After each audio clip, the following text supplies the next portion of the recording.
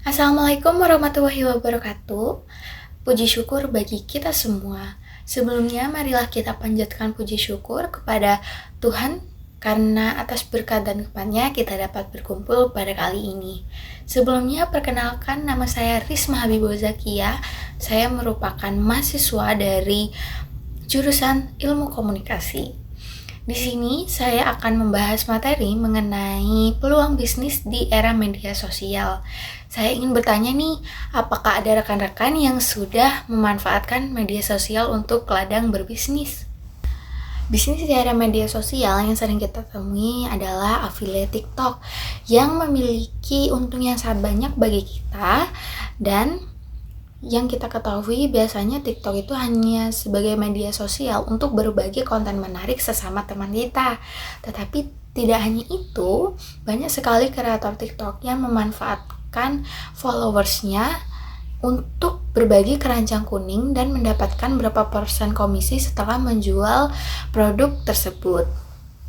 Kemudian, bukan hanya untuk menjual produk dari orang lain saja, tetapi kita juga dapat mengembangkan bisnis kita melalui media sosial dan membuat value dari produk kita dengan berbagai konten yang menarik.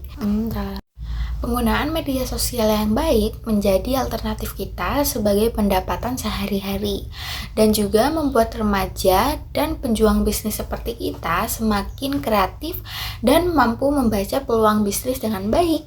Nah, dilansir dari laman Databox, penggunaan terbanyak kedua di Indonesia adalah Instagram dengan 85,3%, diikuti dengan Facebook sebanyak 81,6% dan TikTok sebanyak 73,5%.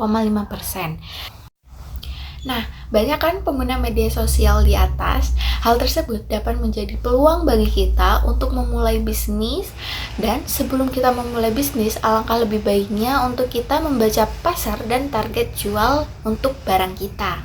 Nah, di sini saya akan membahas untuk poin-poin mengenai apa saja sih yang harus kita ketahui sebelum memulai bisnis digital. Yang pertama adalah value proposition, yakni menjelaskan bahwasannya produk yang kita berikan kepada konsumen bermanfaat, unik, dan dapat menyelesaikan masalah yang dialami oleh target pasar kita. Seperti contohnya kita menjual produk baju yang menarik. Nah, hal ini akan memenuhi masalah yang dibutuhkan oleh konsumen ketika ingin memilih suatu baju. Kemudian yaitu customer segment, yaitu membaca target pasar dan memahami siapa sih pelanggan kita dan juga memberikan yang terbaik untuk para pelayan kita. Yang ketiga adalah channel. Tentukan di mana media sosial yang kita akan jalani, yaitu seperti TikTok, Instagram, ataupun Facebook. Nah, kita membaca nih, kita membutuhkan target pasar yang seperti apa? Apakah remaja, atau anak, atau orang dewasa, atau bahkan nenek-nenek sekalipun.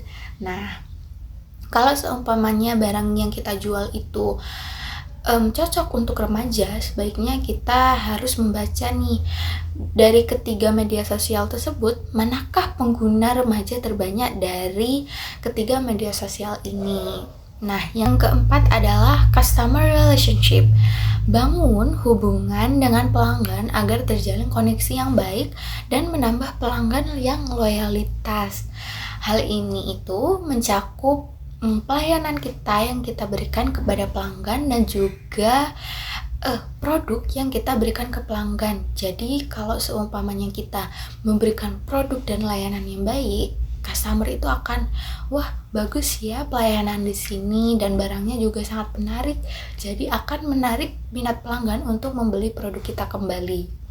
Kemudian yang selanjutnya adalah revenue stream, yaitu membuat iklan model yang sesuai dengan bisnis kita yang memberikan profit dari iklan dan model tersebut.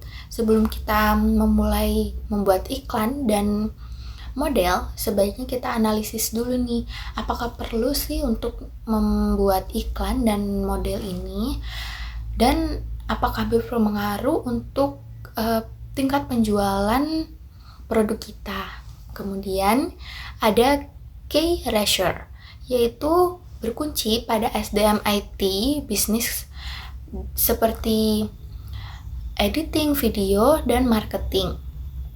Nah, ini tuh mencakup seperti karyawan kita di bidang editing dan marketing untuk membuat konten yang menarik, dan yang terakhir adalah cost structure, yaitu menganalisis biaya produk, gaji karyawan, dan biaya pemasaran.